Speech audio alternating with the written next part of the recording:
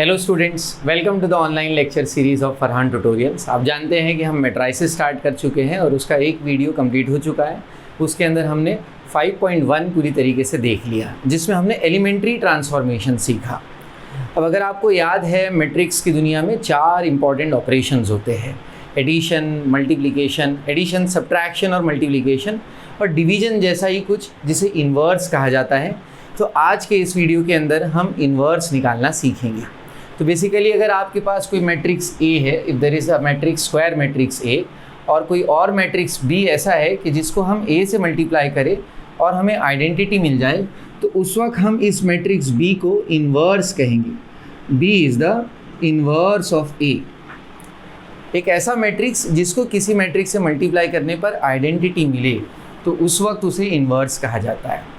Algebra की दुनिया में जब आप पढ़ते थे तो आप देखते थे कि 3 में ऐसा कौन सा नंबर मल्टीप्लाई करेंगे जिससे 1 मिलेगा हमें। तो हम जानते हैं कि 3 में जब हम 1/3 मल्टीप्लाई करते हैं तो 1 मिलता है। तो हम उस टाइम पे ये कहते थे कि 1/3 जो है ना, 3 का रेसिप्रोकल है। हम ये भी कह सकते हैं कि 1/3 3 का इन्वर्स है। अच्छा, इसको लिखने का एक तरीका ये भी तो हो सकता है, 3 × 3 इन्वर्स इज इक्वल टू 1।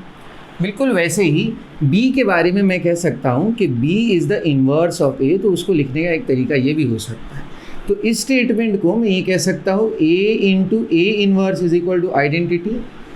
कुछ मैट्रिक्स का कुछ ऐसे मैट्रिक्स होते हैं जिनको किसी मैट्रिक्स से मल्टीप्लाई करने पर जब आइडेंटिटी मैट्रिक्स मिलता है, तो जो दूसरा मैट्रिक्स होता है उसे inverse of the original matrix कहा जाएगा। एक एग्जाम्पल देख लीजिए। सपोज़ आपके पास एक मैट्रिक्स दिया है, से a, एंट्रीज उसकी 2, 2 और 1, 3 दी हुई है। अब मैं आपके सामने एक मैट्रिक्स रखता हूँ, उसका नाम b होगा।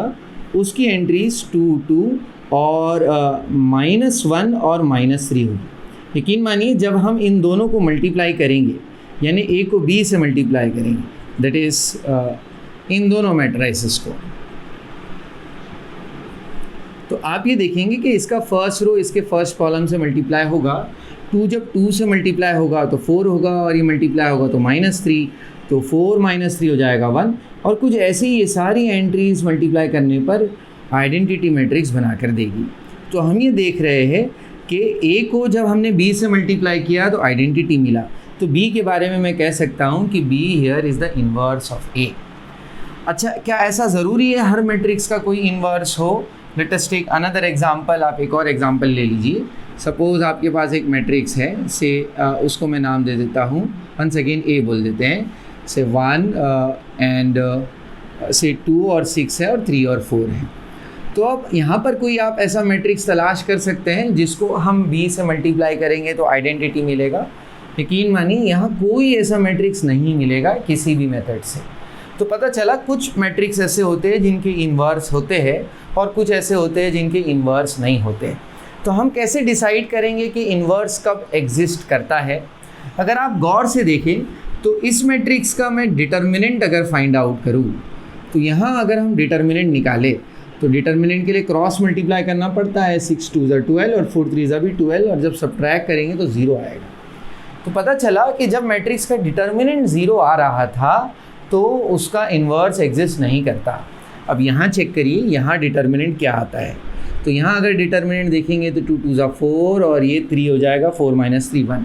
तो क्या यहाँ पर डिटर्मिनेंट 0 आ रहा था? तो 0 नहीं आ रहा था। तो जब डिटर्मिनेंट नॉन ज़ीरो होता है तो इन्वर्स एग्जिस्ट करता है, और जब डिटर्मिनेंट 0 होता है तो इन्वर्स एग्जिस्ट नहीं करता। अब एक और इम्पॉर्टेंट नोट आप ये भी याद रखिए कि पहले तो ये समझा कि इन्वर्स एग्जिस्ट कब करता है। सबसे पहला नोट था A inverse exist only if determinant is non zero, और दूसरा कि अगर इन्वर्स एग्जिस्ट करेगा तो वो यूनिक होगा। मतलब किसी मैट्रिक्स का अगर कोई इन्वर्स हो तो वो इकलौता होगा, और कोई मैट्रिक्स नहीं मिलेगा जिसको ओरिजिनल मैट्रिक्स से मल्टीप्लाई करने पर आइडेंटिटी मिले। जैसे नंबर्स में भी हम देखते हैं कि अगर मैं 3 को किसी और नंबर से मल्टीप्लाई करके 1 लाना चाहूँ तो ये पॉसिबल ही नहीं है। अब आप कह सकते हैं, सर देखो 6/2 से मल्टीप्लाई किए, सॉरी 2/6 से मल्टीप्लाई किए तो आ रहा है ना 1। तो अल्टीमेटली जब हम इसको ऑब्जर्व करते हैं तो ये तो 1/3 है। तो इन्वर्स यूनिक होता है, इकलौता होता है। टेक्स्ट बुक वगैरह अगर आप रेफ़र करें तो उसमें आपको इसका प्रूफ दिखाई देगा। जैसे उसकी शुरुआत ऐसे होगी कि अगर हम मान लें कि बी इन्वर्स है ए का, तो मल्टीप्लाई करने पर आइडेंटिटी मिलेगा। लेकिन अगर उसी ए को मैं किसी सी से मल्टीप्लाई करके आइडेंटिटी लाऊं तो बाद में ये पता चल जाएगा कि बी और सी सेम है। इसका प्रूफ भी है टेक्स्ट बुक के अंदर, लेकिन इतना रिक्वायर्ड नहीं, ये वाले प्रूफ्स नहीं पूछे जाते। मैट्राइसिस के प्रूफ बोर्ड एग्जामिनेशन में नहीं आते। तो 2 पॉइंट आप याद रखिए। इन्वर्स कब एग्जिस्ट करता है? जब डिटर्मिनेंट 0 नहीं होता, और अगर इन्वर्स एग्जिस्ट करेगा तो वो यूनिक होगा। एक बात और समझने लायक है, एक टर्मिनोलॉजी और समझने लायक है कि जिस मैट्रिक्स का इन्वर्स एग्जिस्ट करता है उन्हें हम इन्वर्टिबल मैट्रिक्स कहते हैं। तो आई होप आपको यहाँ तक पॉइंट समझ में आए। क्या क्या सीखा हमने कि किसी स्क्वायर मैट्रिक्स को अगर आप किसी और स्क्वायर मैट्रिक्स से मल्टीप्लाई करें और प्रोडक्ट आइडेंटिटी मैट्रिक्स मिले तो दूसरा जो मैट्रिक्स होगा वो पहले का इन्वर्स कहलाएगा। और इन्वर्स एग्जिस्ट करने के लिए शर्त क्या है? डिटर्मिनेंट नॉन ज़ीरो होना चाहिए, और अगर इन्वर्स होगा तो वो यूनिक होगा। अब सवाल ये बनता है कि इन्वर्स फाइंड कैसे करते हैं? तो 2 मेथड्स होते हैं इन्वर्स फाइंड करने के। सबसे पहला मेथड होता है एडजॉइंट मेथड,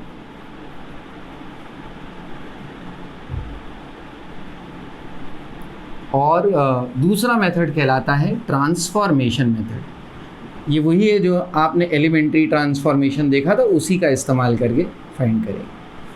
सो 2 मेथड्स हैं। पहले मेथड के लिए बहुत सिंपल आइडिया ये है कि अगर आपको ए इन्वर्स निकालना है तो एक बहुत बेसिक फार्मूला है 1 determinant of A times adjoint of A. अब इसमें एक क्वेश्चन बन रहा होगा कि सर ये एडजॉइंट कैसे निकाले? तो इसको निकालने के कुछ स्टेप्स होते हैं। उन्हीं स्टेप्स के अंदर सबसे पहले आपको कोफैक्टर्स निकालने होते हैं, फिर उसके बाद उन कोफैक्टर्स का मैट्रिक्स तैयार करना होगा।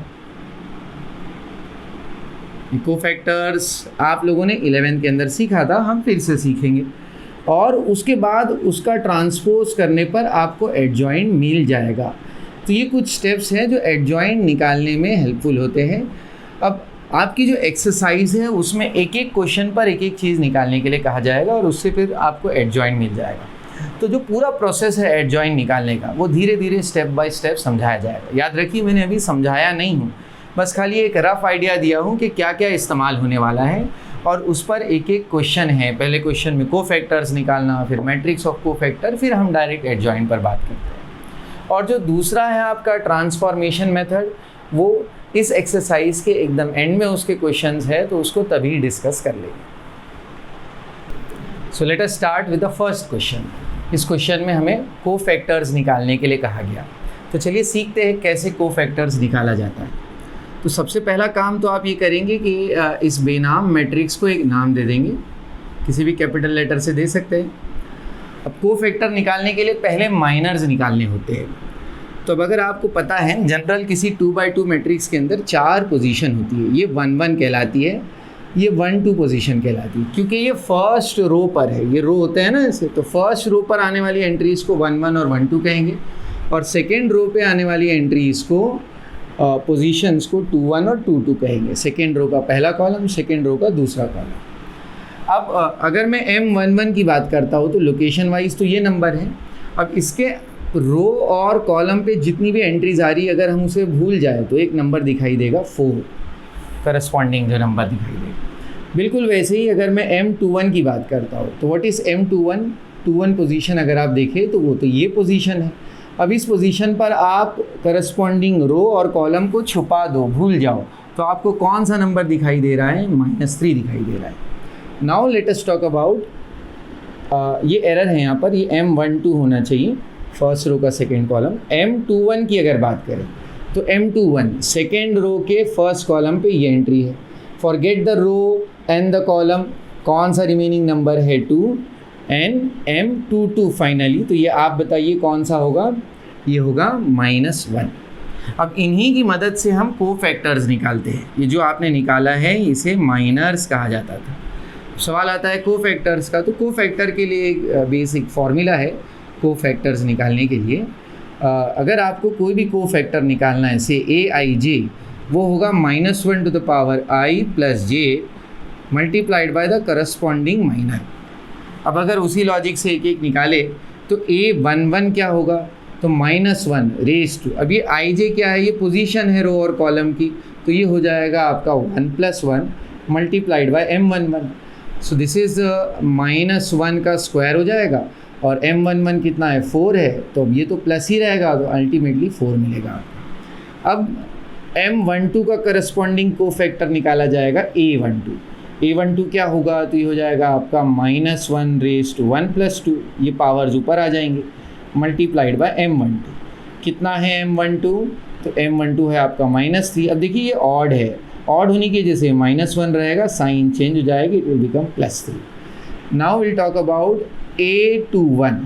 कैसे निकलेगा, वंस अगेन -1 2 + 1 टाइम्स M21, तो ये हो जाएगा आपका -1 रेज टू 3, जो अल्टीमेटली हो जाएगा आपका -1 ही, और ये 2 है, मल्टीप्लाई करने पर -2। तो फाइनल आप बताइए अभी मुझे जल्दी जल्दी क्या हो जाएगा यहाँ पर, -1 raise to, very good, 2 + 2 multiplied by M22। So this is even होने की वजह से 1 ही रहेगा, और ये आपका -1 था, तो फाइनली -1 मिला। तो कुछ इस तरीके से माइनर और उनके करस्पॉन्डिंग कोफैक्टर्स निकाले जाते हैं। अब हम एक 3x3 मैट्रिक्स का कोफैक्टर निकालना सीखेंगे। क्वेश्चन नंबर 2 देखिए, एक 3x3 मैट्रिक्स है, इसके भी कोफैक्टर्स तैयार करने हैं। तो कैसे करेंगे, तो पहले आप पोजीशन समझिए। M11 ये पोजीशन होगी, इस पोजीशन का जो माइनर होगा वो कैसे निकलेगा, यहाँ पर जो भी एंट्री है, जैसे अगर आप वहाँ देखें तो यहाँ 1 एंट्री है, तो आप इसका रो और कॉलम छोड़ दें तो आपको 4 नंबर दिखाई देंगे, 3 0 5 और -1। हमें क्या करना होगा, हमें उनका डिटर्मिनेंट निकालना होगा। तो we have to calculate the determinant of 3 0 5 -1।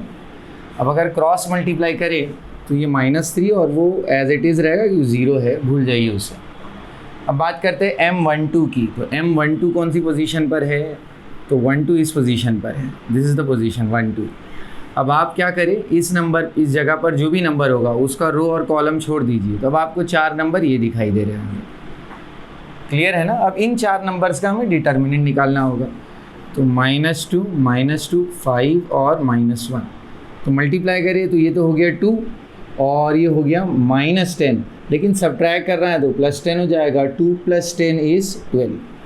फिर सेम वैसे ही M13, तो आप डायरेक्ट यहाँ देख लीजिए ना, ये पोजीशन है, ये पोजीशन, तो अब आप इसका रो और इसका कॉलम छोड़ दीजिए, तो 4 नंबर आपको फिर दिखाई देंगे, -2 3 और 0। तो अब ये तो हो गया 0, ये हो गया -6, लेकिन ये सब्ट्रैक्ट होता है दूसरा नंबर, तो उसकी साइन चेंज हो जाएगी +6। M21 यानी कौन सी पोजीशन है, this one is the position, ये पोजीशन है। Forget the row and column, मैं यहाँ अगर लिख कर बताऊँ रफ वर्क उसका, -2 ये है, ये रो और ये कॉलम गया, तो 4 नंबर अब जो बचते हुए दिखते हैं वो ये है, ऊपर नीचे वाले, सॉरी। अब इनका डिटर्मिनेंट निकालेंगे, तो इनका डिटर्मिनेंट कुछ ऐसे निकलेगा, -1 0 2 और -1। वंस अगेन डिटर्मिनेंट निकालने के लिए क्रॉस मल्टीप्लाई 1 और वो गया 0 होने की वजह से। M22, तो अब आप खुद देखिए और बताइए M22 क्या होगा। M22 ये पोजीशन है, हमारा राइट, ये पोजीशन है। अब इसका रो और कॉलम फॉरगेट इट, तो क्या नंबर दिख रहा है आपको, 1 -2 2 और -1, दिस इज़ -1, और ये साइन चेंज होने के बाद +4 हो जाएगा, तो 4 और -1 होता है +3। M23 ये नंबर, ये पोजीशन, अगेन आप ये रो और अब ये कॉलम छोड़ दो, तो आपको जो रिमेनिंग डेटा दिखेगा वो कुछ ऐसा होगा। वैल्यू क्या होगी, तो वैल्यू हो जाएगी -2। M31 कहाँ पर होगा, तो M31 ये नंबर है, ये नंबर। अब आप देखिए कि आप ये कॉलम और ये रो छोड़ दीजिए, तो क्या दिखाई दे रहा है आपको, तो अल्टीमेटली हमें -1 3 और 2 और 5 दिखाई दे रहा है। ये 5 होगी, -5 होगा और ये -6 हो जाएगा, -11 will be the value. M32 ये नंबर है, ये 32 ये पोजीशन है, +1 -2 and 2 and 5, तो 5 + 4 is 9। लास्ट वन M33 कैसे निकलेगा, M33 ये पोजीशन है, रो और कॉलम छोड़ देंगे अगर हम, तो 1 -2 और -1 3 बचेगा, 3 + 3 3 + 3 -2 इनफैक्ट, और ये हो जाएगा 1। तो अभी तक हमने माइनर्स निकाले, अब माइनर्स के बाद बारी आती है कोफैक्टर्स की। तो कोफैक्टर कैसे निकालते हैं, -1 का कुछ पावर रहता है multiplied by the corresponding minor. तो क्या है माइनर यहाँ पर, -3 है। अब ये स्क्वायर हो गया तो इवन रहेगा तो वो -3 रहेगा। फिर वैसे ही अगर इसको सॉल्व करें तो -1 रेज़ टू 1 + 2 टाइम्स माइनर, तो माइनर क्या है यहाँ 12 है। अब देखिए ये ऑड है, तो ऑड होने की वजह से वो माइनस का माइनस ही रहेगा, तो ये -12 होगा। माइनर और कोफैक्टर में सिर्फ साइन का फ़र्क होता है। माइनर और कोफैक्टर में साइन का फ़र्क हो सकता है, कैसे कि कभी माइनर और कोफैक्टर सेम होंगे या कभी उनकी साइन अलग हो सकती है, वो डिपेंड करता है पोजीशन के हिसाब से। एक पहले पूरा सॉल्व कर लूँ, फिर मैं आपको एक शॉर्ट ट्रिक बता दूंगा कैसे पहचान सकते हैं। -1 raise to 1 + 3 times corresponding minor, ये हो जाएगा 6। अब देखिए पावर इवन, तो answer as it is -1 raise to 2 + 1 multiplied by 1। Power odd है, साइन चेंज हो जाएगी। पावर पर डिपेंड करेगा, आप सिर्फ पावर देखिए और माइनर की साइन चेंज कर दीजिए, और कुछ नहीं सोचना है ज़्यादा। 2 + 2 टाइम्स 3, ये तो लिखने के लिए लिखना पड़ेगा क्योंकि बोर्ड में जो है राइटिंग के मार्क्स रहेंगे। डायरेक्ट आप पहचान सकते हैं कि पोजीशन देखिए, पावर देखिए, इवन हो रहा है या ऑड हो रहा है। तो इवन है तो वो एज इट इज़ रहेगा, और अगर ऑड है तो उसकी साइन चेंज हो जाएगी। तो ये 3 हो जाएगा। -1 रेज़ टू 2 + 3 मल्टीप्लाइड बाय -2। अब देखिए ऑड है ना, तो इसकी साइन चेंज कर देंगे माइनर की, तो ये 2 हो जाएगा। -1 रेज़ टू 3 + 1 जोड़े तो इवन हो गया, तो साइन चेंज नहीं होगी। फिर अगर हम देखें यहाँ पर -1 रेज़ टू 3 + 2 टाइम्स -11 9 हो जाएगा, और ऑड होने की वजह से ये -9 होगा। And last one is -1 raise to 3 + 3 times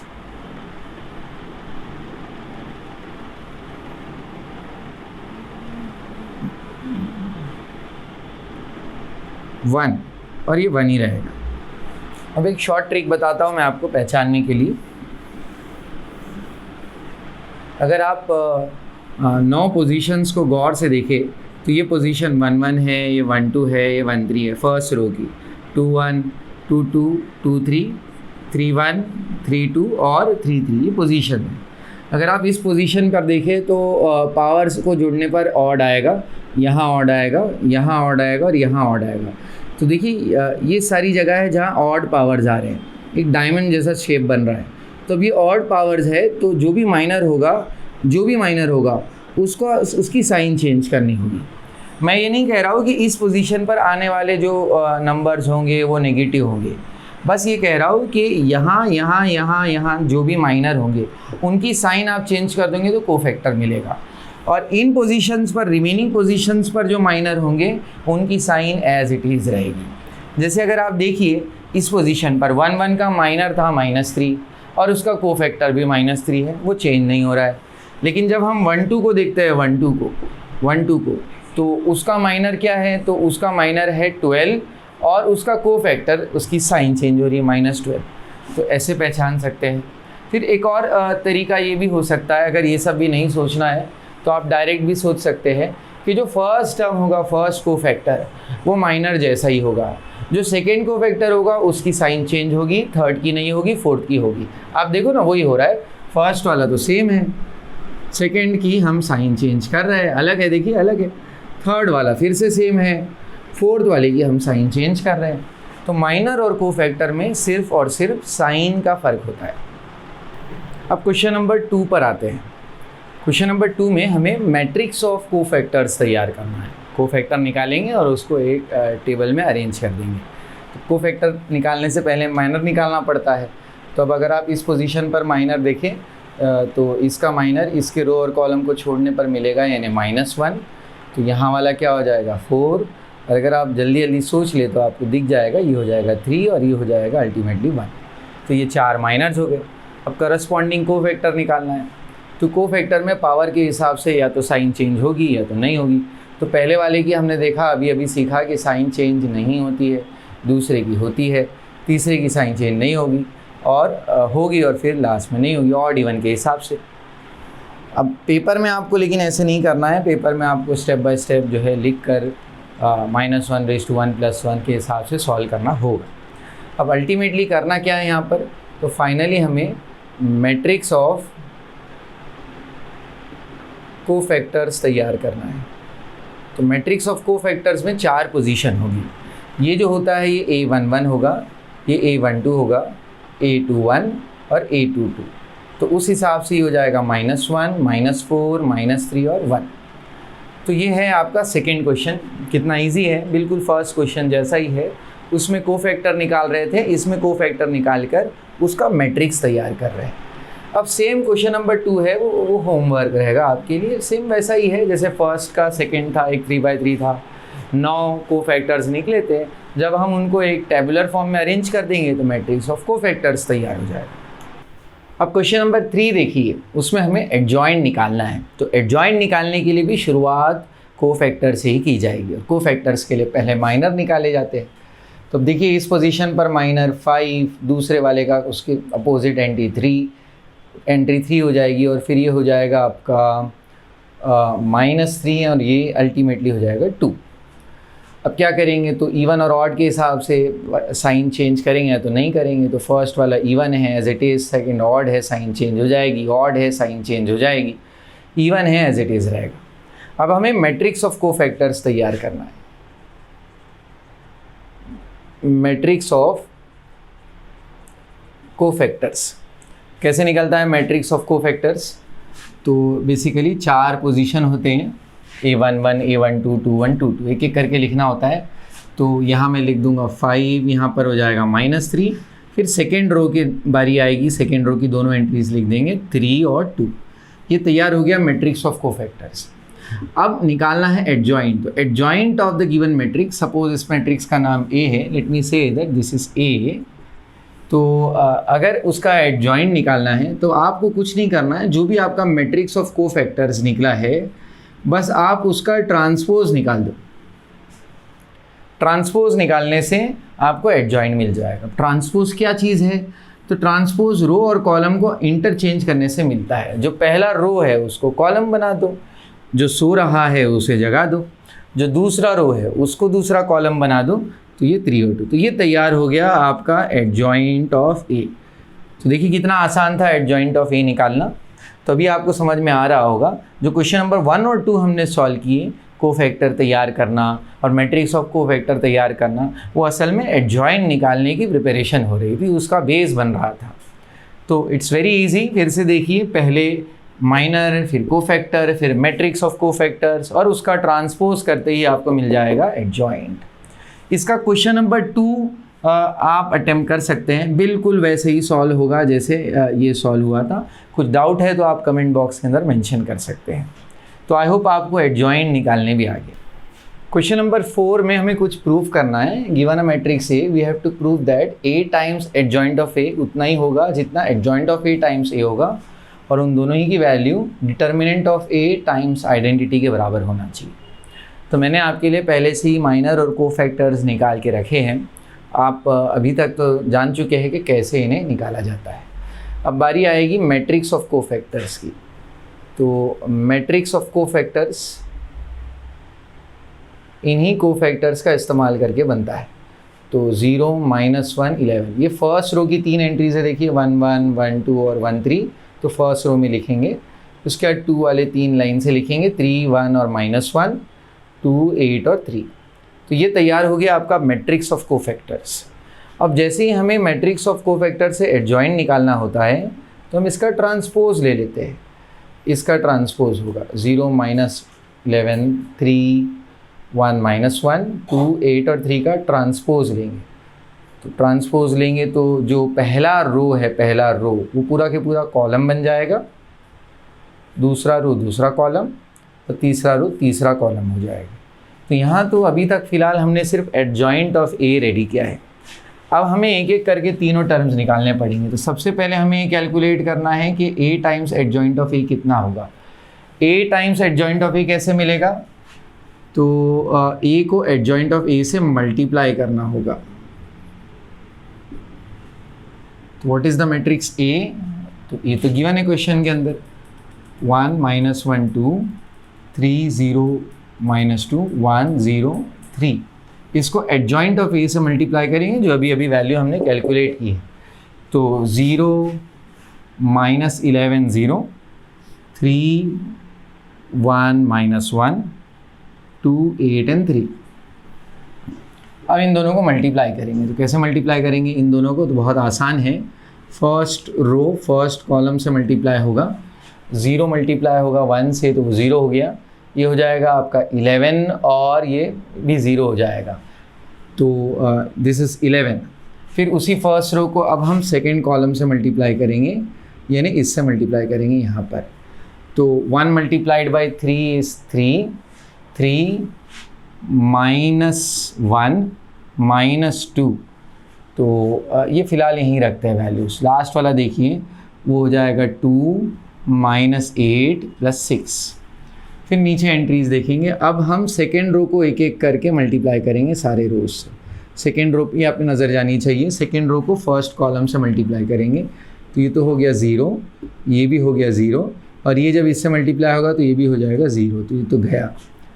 और सेकेंड रो को आप सेकेंड कॉलम से, दोनों हाईलाइटेड है आप देख सकते हैं। 3 multiplied by 3 is 9, this is 0 into anything, और ये हो जाएगा आपका +2। फिर उसी सेकेंड रो को थर्ड कॉलम से मल्टीप्लाई करेंगे। तो 3 2 ज़ा 6, देन वी हैव 0 एंड -6।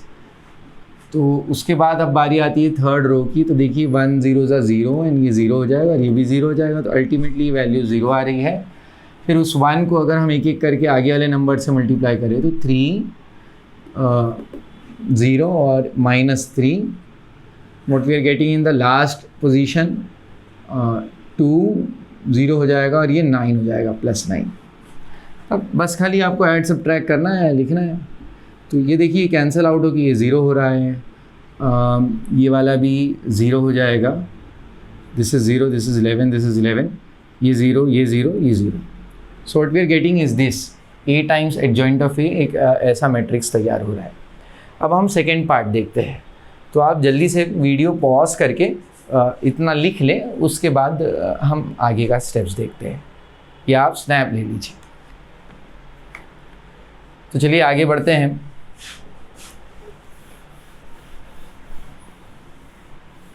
अब हमें क्या करना है? तो रिवर्स मल्टीप्लाई करना है, उल्टा मल्टीप्लाई करना है। अब हम एडजॉइंट ऑफ ए को ए से मल्टीप्लाई करेंगे। आप जानते हैं कि मैट्रिक्स मल्टीप्लिकेशन कम्यूटेटिव नहीं होता है, तो ज़रूरी नहीं है आंसर सेम आए, यहाँ आना चाहिए क्योंकि वेरीफाई करना है आपको अल्टीमेटली। तो एडजॉइंट ऑफ ए क्या है? तो एडजॉइंट ऑफ ए 0 -11 0, 3 1 -1 2 8 3, और ए क्या है? तो ये आपके सामने है, क्वेश्चन में दिया है। अब हम मल्टीप्लाई करेंगे वैसे ही जैसे यहाँ किए थे। फर्स्ट रो मल्टीप्लाई होगा फर्स्ट कॉलम से, थोड़ा मैं क्विकली मल्टीप्लाई करूँगा। फर्स्ट एंट्री से 0, ये 3 3 ज़ा 9 और ये 2 1 ज़ा 2, तो ये हो जाएगा 11। अब देखिए फर्स्ट रो को आप सेकेंड कॉलम से मल्टीप्लाई करिए। तो पहला पहले से, दूसरा दूसरे से और तीसरा तीसरे से, सब 0 होने वाले हैं। और जब आप फर्स्ट रो को थर्ड कॉलम से मल्टीप्लाई करेंगे तो ये तो हो गया 0, this is -6 and this one is +6, तो वो भी 0 होगा। यकीन मानिए जैसे ही आप इन सब को मल्टीप्लाई करेंगे तो आपको यहाँ पर भी वैल्यूज़ यही सब आएगी। तो एज ऑफ नाउ तो दिख रहा है कि 2 टर्म्स तो इक्वल हो गए, ये फर्स्ट और सेकेंड तो इक्वल हो गया। बचा क्या? अगर आप इसको इक्वेशन स्टेटमेंट नंबर 1 कहो और इसे स्टेटमेंट नंबर 2 कहो। अब बारी आती है statement number 3। What is statement number 3? Determinant of A multiplied by identity. अब इसके लिए आपको डिटर्मिनेंट ऑफ ए निकालना पड़ेगा। तो डिटर्मिनेंट ऑफ ए पहले निकालते हैं, या मैं वो पार्ट रब कर देता हूँ, यहीं देख लीजिए आप।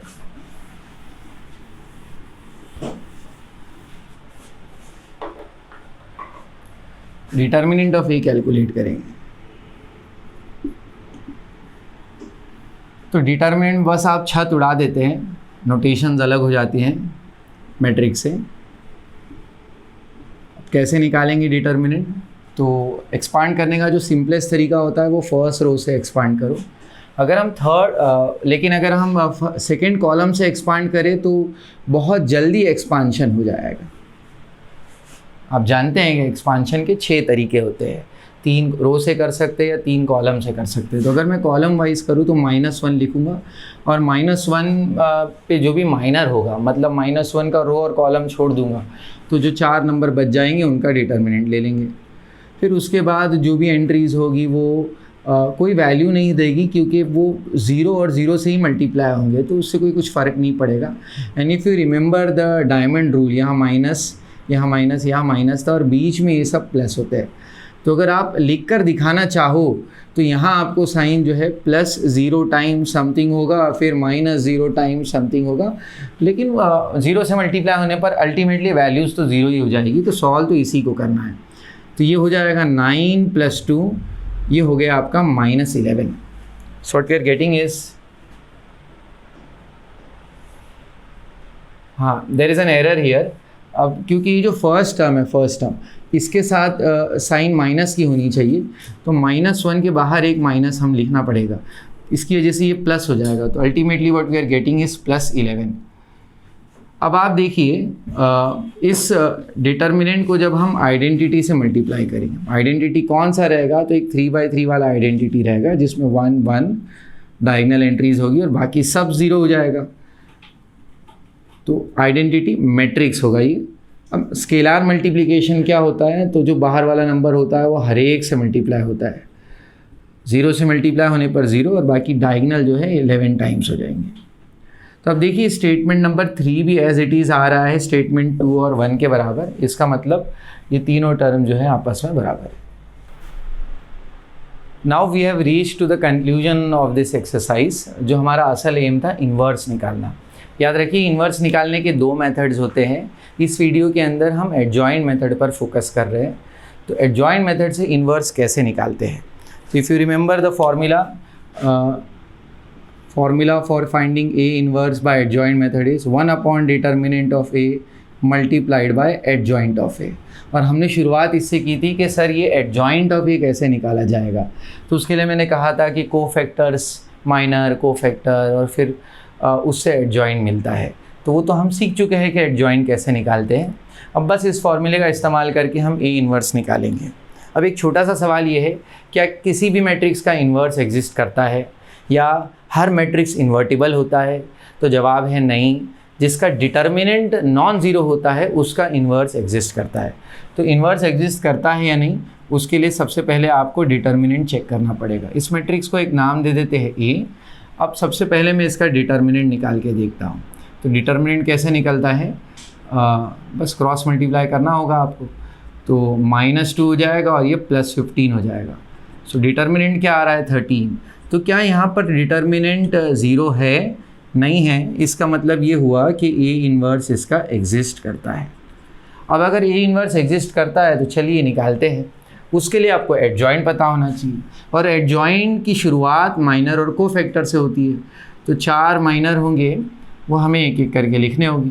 अब आप देख रहे हैं कि इस एक्सरसाइज में कुछ भी अलग नहीं है, बस हर अगला क्वेश्चन पिछले क्वेश्चन का इस्तेमाल करके सॉल्व हो जाता है।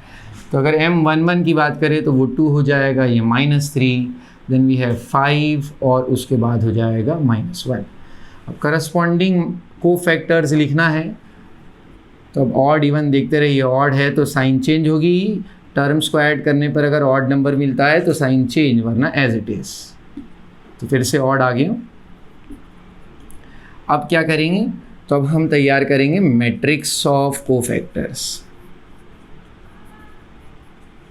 कैसे निकलता है मैट्रिक्स ऑफ कोफैक्टर्स? कोफैक्टर्स को टेबल में लिख देना, तो मैट्रिक्स ऑफ कोफैक्टर्स।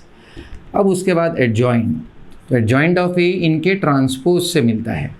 तो बस आपको 2 -5 3 -1 का ट्रांसपोज करना है। तो ट्रांसपोज करेंगे तो रो और कॉलम अदली बदली हो जाएंगे। So we have got the adjoint of A. उसके बाद हम फार्मूला अप्लाई कर देंगे। So we know that this is the formula. अब बस यहाँ वैल्यूज़ प्लग इन कर दीजिए। 1 अपॉन डिटर्मिनेंट ऑफ ए, देखिए हम निकाल चुके हैं कितना है डिटर्मिनेंट ऑफ ए, वो 13 निकला था। तो ये हो जाएगा 1/13 टाइम्स एडजॉइंट ऑफ ए, जो अभी अभी हमने निकाला, 2 -5 3 -1। ये है आपका इन्वर्स। आप इसको ऐसे भी रख सकते हैं या 1/13 को अगर अंदर मल्टीप्लाई कर दें तो सारे टर्म जो है वो ऐसे दिखाई देंगे।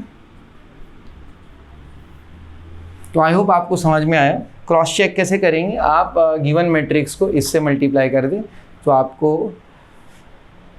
पता चल जाएगा कि आइडेंटिटी आ रहा है या नहीं आ रहा है। लेकिन उसकी ज़रूरत नहीं होगी, आपकी अगर प्रैक्टिस हो जाए 1 से 2 बार, अगर आपने चैप्टर कंप्लीट कर लिया, प्रैक्टिस कर लिया, तो बहुत आसान है। अब मैं आपको एक शॉर्टकट बताता हूँ एडजॉइंट निकालने का।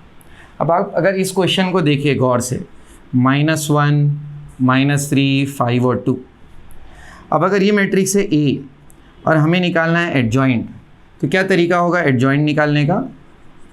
अब देखो आपके सामने ही एडजॉइंट। अब अगर गौर से देखें तो ये जो डायगोनल है इसकी एंट्रीज इंटरचेंज हुई है, और ये जो डायगोनल है ये वाला, उसकी एंट्रीज अपनी जगह पर ही है, बस साइन चेंज हो गई। तो ये ट्रिक है एडजॉइंट निकालने की। कभी कभार ऐसा होता है कि एडजॉइंट निकालने के लिए क्वेश्चन बोर्ड एग्जामिनेशन में MCQ फॉर्म में आते हैं, तो उस वक्त स्टूडेंट्स जो है 2 टाइप के होते हैं, एक जो पूरा तड़प तड़प के सॉल्व करते हैं और दूसरा वो जो डायरेक्ट ट्रिक अप्लाई करते हैं। तो आई होप आपको ट्रिक समझ में आई।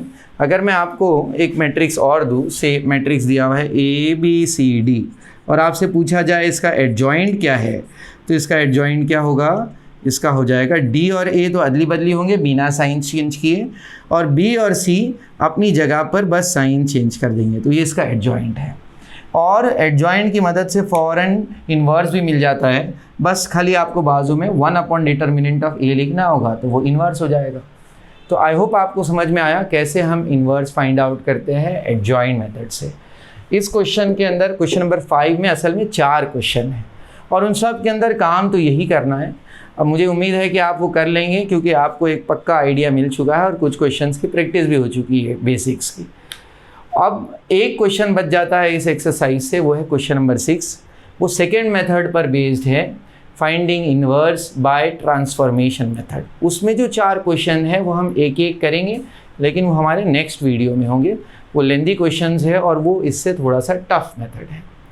तो आप ज़रूर इस एक्सरसाइज को प्रैक्टिस कीजिए, एक बार देख के एक बार बगैर देखे, और वीडियो को लाइक, सब्सक्राइब और शेयर कीजिए।